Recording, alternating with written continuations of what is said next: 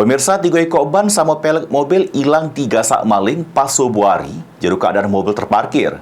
Korban sadar, amun ban sama pelek mobilnya dak ada lagi pas mobil nak dipakai oleh korban.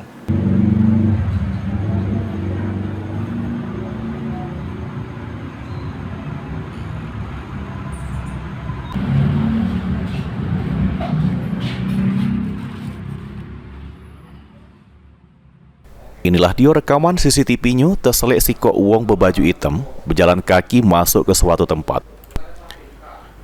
Lanang itu metu lagi sambil gawak ban mobil sama pelek yang ditaruhnya di warung kemudian pergi. Tak lama dari itu, lanang ini balik lagi sama kawannya guna ke motor terus gawak ban mobil tersebut. Ternyata ban sama pelek mobil yang digawak lanang tersebut hasil palingan. Kejadian ini terjadi di kawasan Tanggo Buntung, Lorong Cahaya Bulan, 35 Ilir, Palembang. Korban nyebut ke ban sama pelek mobil yang hilang digasak maling itu 3 ekor pas subuh. Yang mana mobil jero keadaan terparkir, korban sadar pas nak make mobilnya. Tahu-tahunya pas kami nak mau udah itu, tahu-tahu yang banyak lainnya itu.